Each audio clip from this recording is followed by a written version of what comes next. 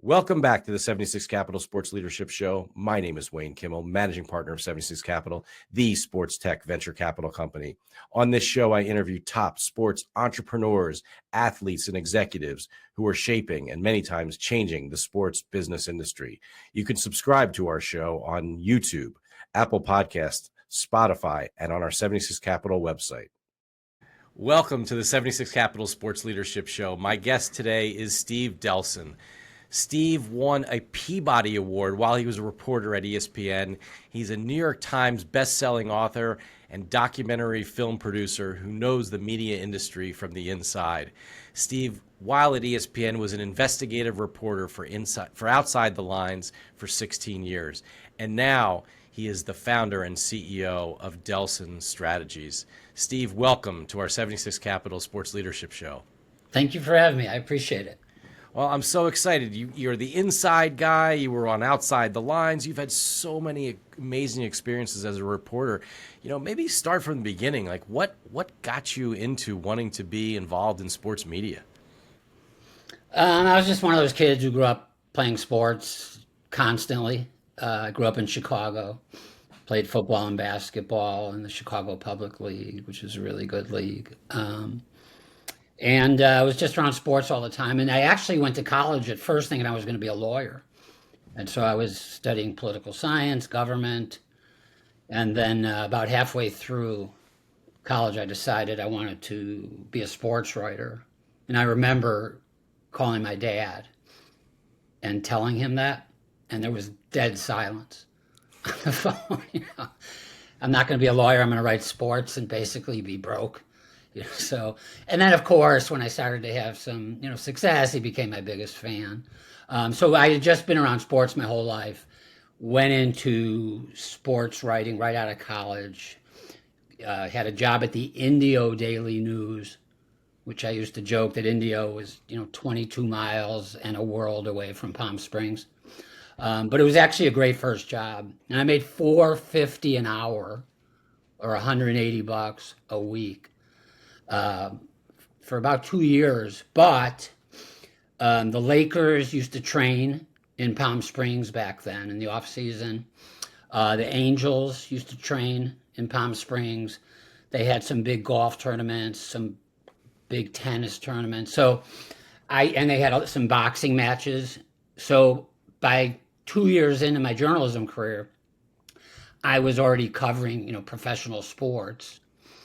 And then I moved to Palm Springs Life magazine, and they gave me a column, and nobody read it, so I could write about whatever I wanted to. So I was writing about like Kareem Jabbar and Jerry Cooney. I wrote a cover piece on Jerry Cooney, the boxer. The boxer. He was training in Palm Springs, and then just kept started writing books. I wrote a book with John Matuzak called Cruising with the Twos. And so I started writing books with athletes. I wrote Jim Brown's autobiography with him. It was a New York Times bestseller. I wrote a book with Emmitt Smith that did real well. We kind of ripped Jerry Jones. And then his mother and his agent, I believe, went into the manuscript before we sent it to the publisher and watered everything down a bit. And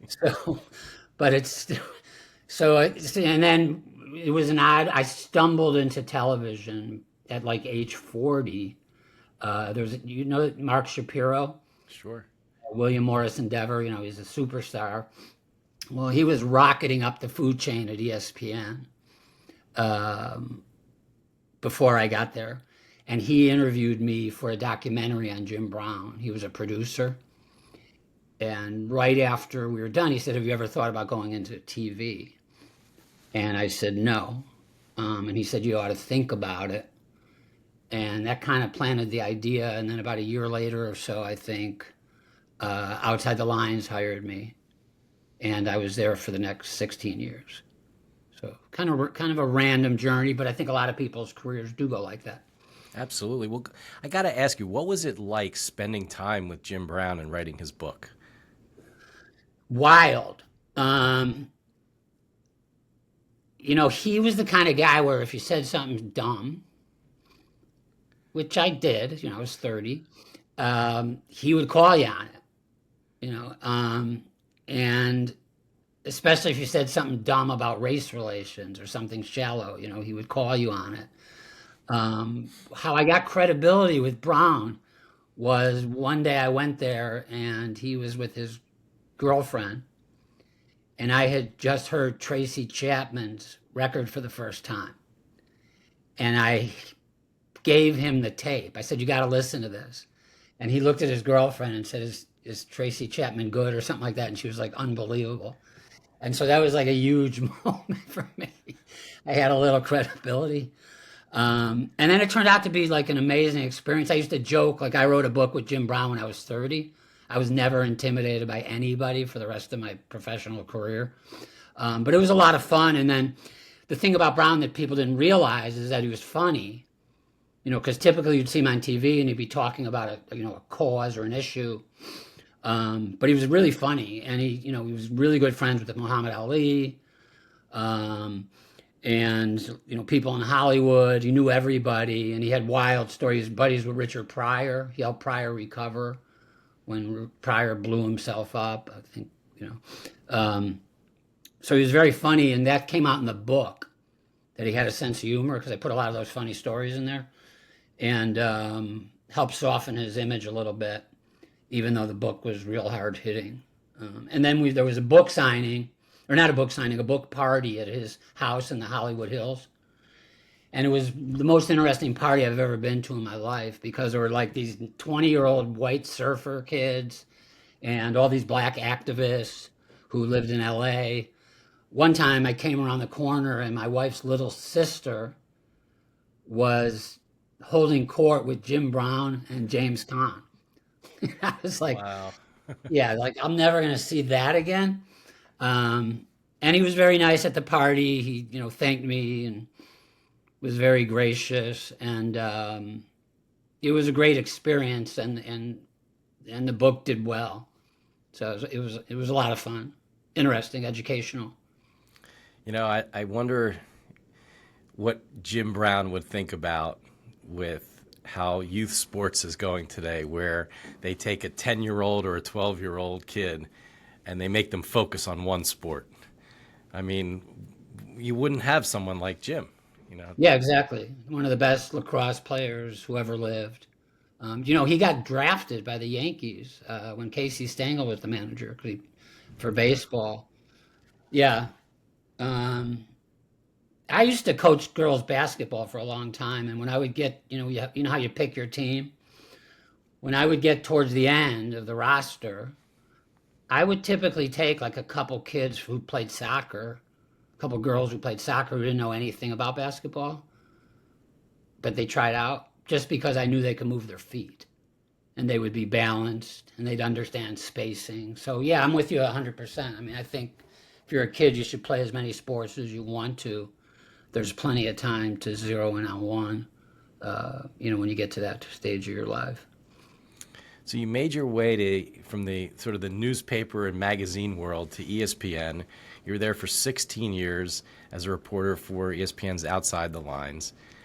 What were some of the memorable stories and projects that you worked on while you were there? There was a lot. I used to joke, like, just once, give me like a puff piece. Like, are the Rams going to have a good secondary this year? And that never happened. For people who aren't familiar with Outside the Lines, it's kind of like what the name implies. It was not stuff that happened on the field for the most part. I did a lot of work on CTE, when that was first starting to kind of burst into the public's consciousness. I did a piece with Eric Kramer, the NFL quarterback, who, we don't know if he had, he's alive, and you can really only diagnose CTE in people who have died. They study the brain. But I think there's a chance that Kramer may have it, or at least at minimum have brain damage. I think that's a pretty safe guess. But he had a lot of tragedy in his life, and he actually tried to kill himself in a hotel room in Calabasas, California, and miraculously lived. And I did the first on-camera interview with him, and it was incredibly poignant. and he's doing great. That was really powerful. I did a story on Joe Paterno's program, like 5 years before all the Sandusky stuff surfaced. They had a bunch of players that were getting in trouble with the law. It was becoming like really obvious that there was something wrong with the football program at that time. Paterno was about 80, 81, I think, at the time we did the piece.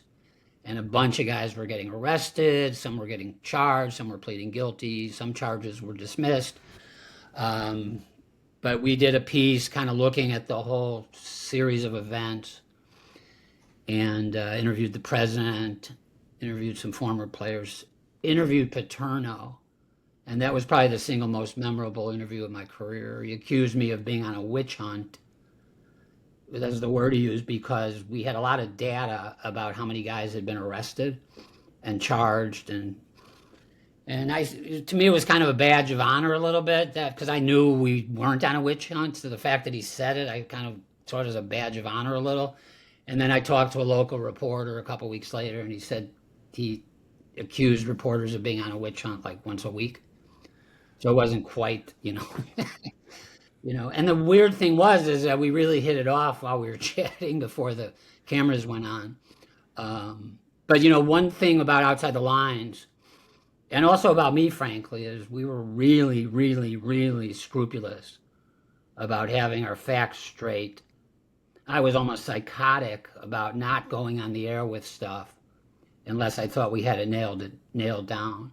And I had really good bosses, like really serious journalists. And sometimes I would even go to them and say, we don't have it yet. So it was great working at Outside the Lines for 16 years. It was an honor. And some people think, that show was kind of the gold standard for sports journalism, maybe along with like HBO Real Sports, did a lot of great work.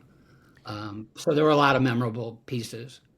To that point, I mean, what is it? What's the importance of having trusted sources and, doing all that research and then also how do you develop a relationship with a source to make sure that they can actually really, that they can really help you and that there's a real relationship between the two of you and sort of that trusted piece between the two of you?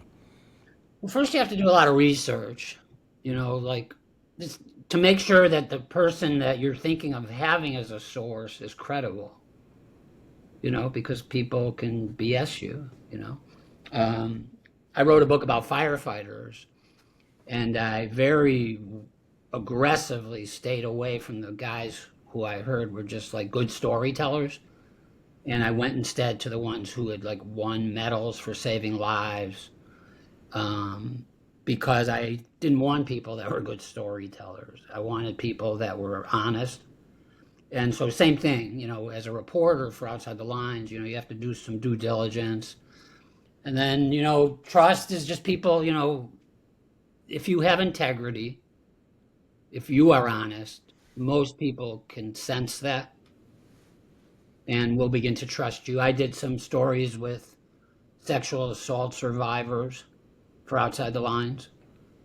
And, their trust is everything because they're going on national television with you to be seen and to be heard. Sometimes they feel like maybe a university turned their back on them, or the cops didn't turn their back on them, but maybe didn't have enough evidence to move forward. And so they went on Outside the Lines, and it was very cathartic. But they have to trust you, A, and B, you have to do diligence about their story, and make sure that they're being straightforward. So, for me, my reputation as a reporter was probably the most important thing to me. I never cut a corner. If I didn't feel good about the story, I wouldn't sign off on it, period. So. Well, were there situations where you had to have that conversation with a producer or maybe one of the hosts at ESPN that really wanted the story, and you're like, no, we're not. This is something that we just can't. We're not going with this. Not the host. The host was Bob Lee, and he was tremendous. Not really. I mean, it was a good staff. I had a producer once who was kind of a punk, frankly. And we were doing a story with a sexual assault survivor who was, she was in college. She was on a water polo team in college. She had been assaulted under the water during a high school water polo game because she was on a boys' team. She was that good, and a boy on another team touched her in a very inappropriate way. And that was one of those sensitive stories. And my producer, without asking the athlete's permission, wanted to send a camera crew to her college practice and shoot, so B-roll basically, without asking her, telling her, or without getting the team's permission, the coach's permission. And I got wind of it, and I said, no way. And he said, what are you getting at? And I said, I'm getting at you can get her thrown off the team. She's swimming, and the coach looks up, what the hell is ESPN doing here? And he didn't understand it. So I went to my boss, and I said, this isn't happening. And my boss agreed. That was the most egregious kind of ethical breach, I think, where the guy did not care about her, frankly. Just wanted good B-roll. But for the most part, I had really strong, he was not a supervisor. My supervisors, the ones who made the final calls, were tremendous. A guy like Vince Doria, who was the sports editor of the Boston Globe during its heyday. People like that were at Outside the Lines at the time. You talk about a little bit about Bob Lee. He seems like such a good person. What's it like? Go ahead, I'm sorry. No, I was going to say, what is it like working with someone like Bob? It was tremendous, because you kind of, guilt by association. There's also kind of like the opposite, credibility by association. He was the host of that show. A lot of people admired that show. Virtually everyone admired Bob. So if you were part of the show, it was kind of like, it was good for you in terms of your reputation and credibility. And he was just kind of fearless, but also like a really solid journalist, did not, same kind of, view of journalism is if we don't have it, don't do it. But once he felt we had something, he was pretty fearless. And sometimes you would do what I would do is these taped pieces. So like a 9-minute taped piece. And then after the piece ran on Outside the Lines, sometimes they would do what's called a talkback, where you would go on TV live remotely with Bob for like 3 or 4 minutes and talk about the piece. And my heart used to beat out of my chest when we were doing it. My wife used to go with me to the ESPN studio here in Los Angeles, and she was like, calm down, you've done this before. But sometimes if he really thought it was a great piece, he would say so, and that would stay with you for a long time. So wonderful guy. And, I miss being a reporter every day pretty much. And I definitely miss working with Bob. Well, let's talk about today. I mean, with Delson strategies, you're working with, a number of different, groups and people and organizations, and helping them, kind of connect back into the into your old world. So let's talk a little bit about that and some of the people that you're working with. So what I do is, I call myself a strategic communications consultant, which is what I am. Some would say it's a fancy way of saying PR.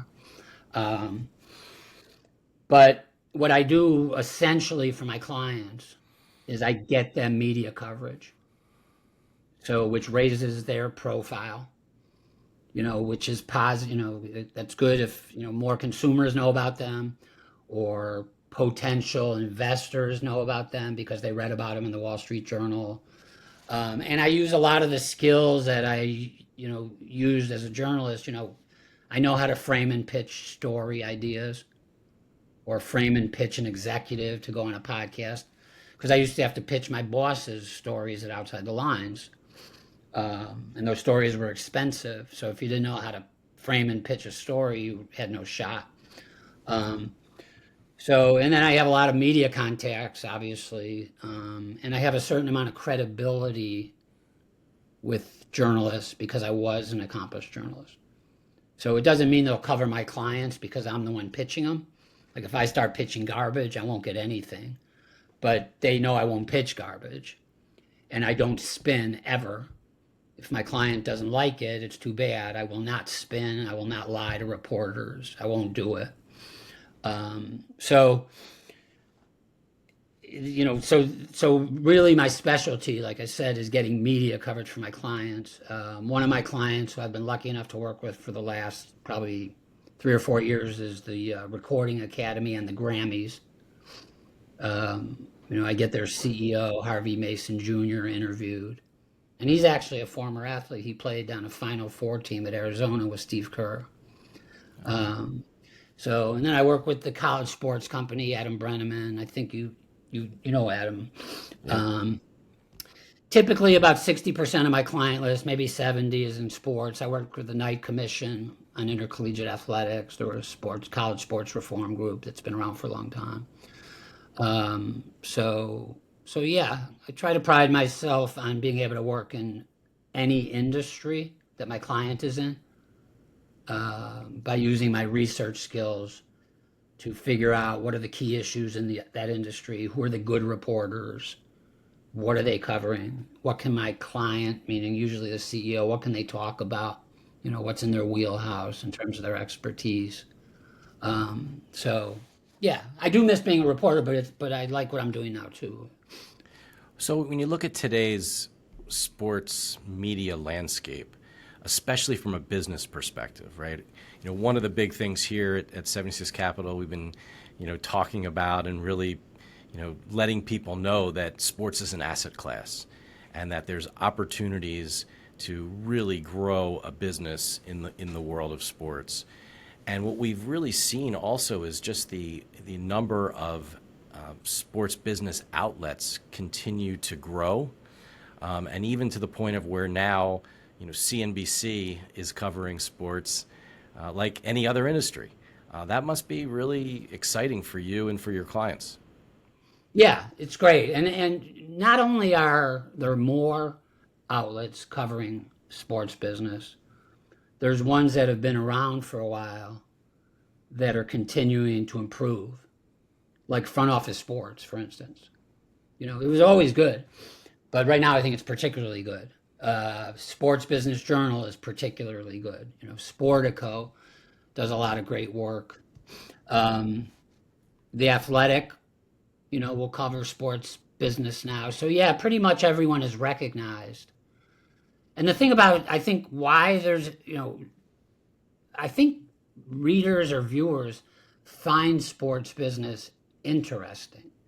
It's not just that it's a big business, but it must be, otherwise you wouldn't have all these people covering it. If nobody was reading or watching, then it would go the opposite way. There would be less media covering sports business. So there must be people reading and watching. So yeah, there's been an explosion of that, and some really great reporters. I've always said some of the best reporters are on the sports side.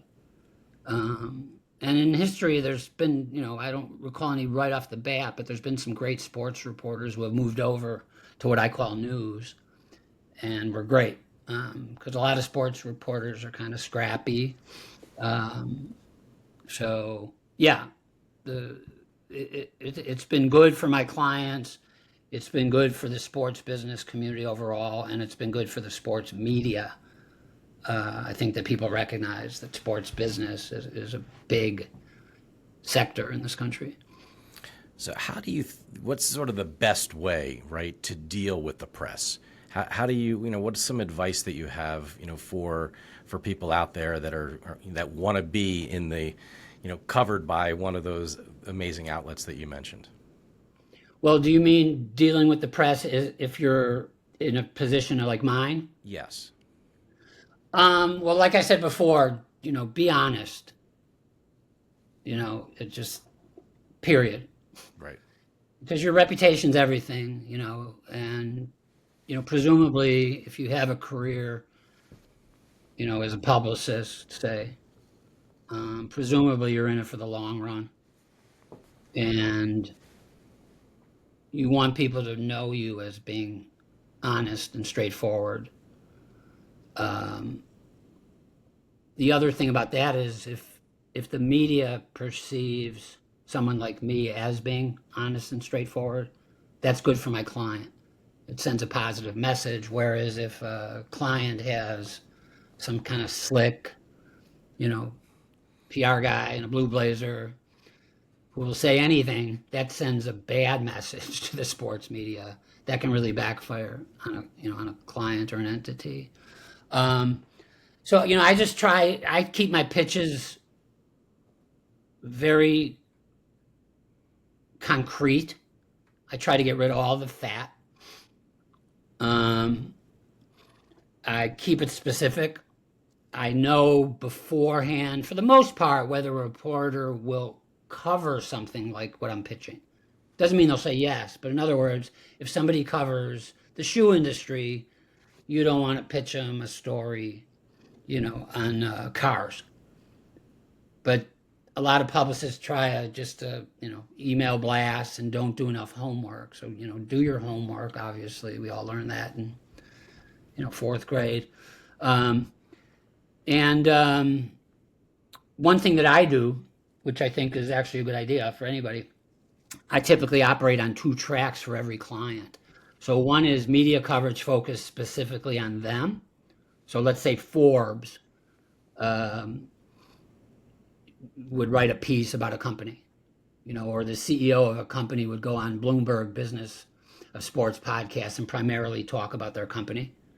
So that's the first track, that's obvious. But then the second one is position their top executives as national experts who can be interviewed about key issues in their industry. So if the Wall Street Journal is doing a piece on revenue sharing or NIL, they'll think of Adam Brenneman as a potential interviewee because I told them I work with him, and NIL and revenue sharing are 2 of the things that he can talk about. So I do that all the time. And if I wake up in the morning and see a breaking news story and know that it's in my client's wheelhouse, I'll reach out to all the people that are already covering it or I think are gonna, and say, hey, if you want to interview so-and-so, this is right up his alley. And so what it all does, whether it's a story in Forbes about the client or they're just in the Wall Street Journal for 3 sentences being quoted, it raises their national profile, which is good on a lot of different levels. And you know what I'm talking about because you've been interviewed by the New York Times and other big media outlets about specific issues in the news. So that's what I'm talking about. It makes a lot of sense, and we certainly both agree that Adam Brenneman is one of those experts, and certainly on the college side of the world today. I mean, he's amazing. He was a great guest on our show with Ken Shropshire and me talking about all the change across the collegiate landscape today.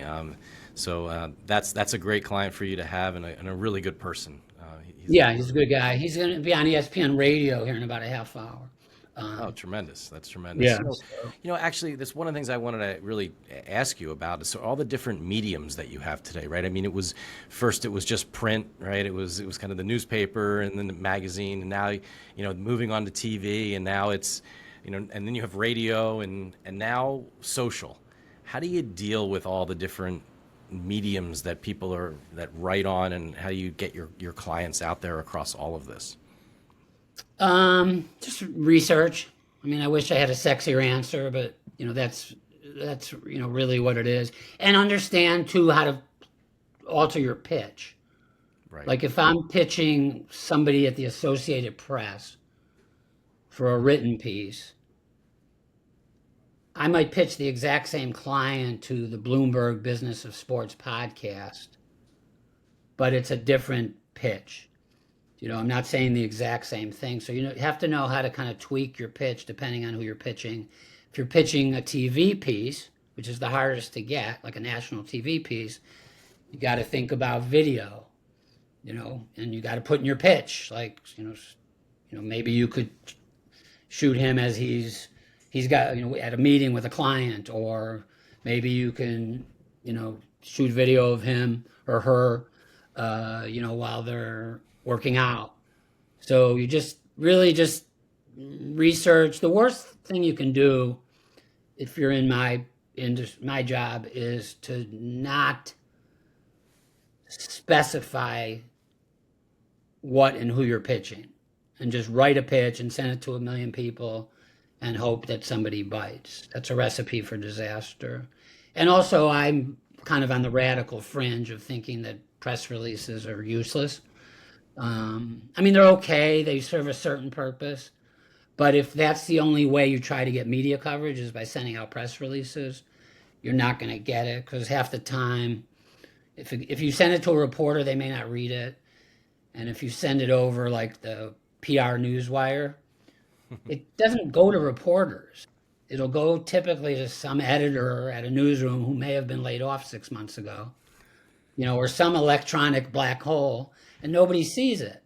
So if you want to send out a press release because you want certain potential investors to see it, I get it, but it's a very lazy way of doing business if that's the only way you're trying to get media coverage, is by writing some formulaic, boring press release and sending it to everybody and their mom.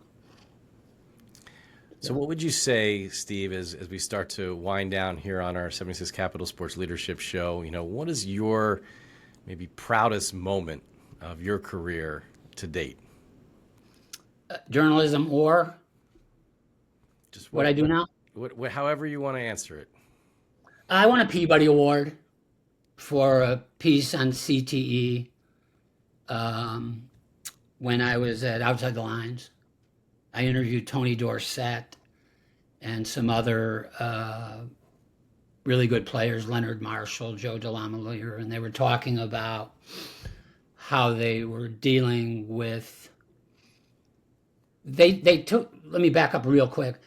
It's always been believed that you can only diagnose CTE after somebody passed. They would remove the brain and look at it, and they could identify CTE. At UCLA, some pretty big name doctors were working on a test to see if they could diagnose CTE in the living. And some retired NFL players who were dealing with a lot of stuff, anxiety, depression, suicidal thoughts, took the test. And we interviewed Dorsett and a couple others who were taking the test. Not about the test, but about what they were dealing with in their lives.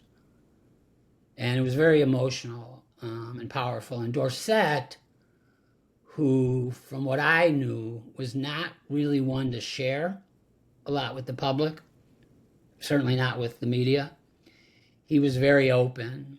And he said he was dealing with depression, he had suicidal thoughts.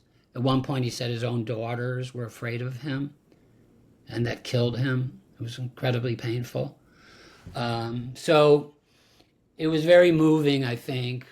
And a lot of times, you see these guys on TV in their helmets and they're beating the hell out of each other, and you kind of forget, that these are human beings with families.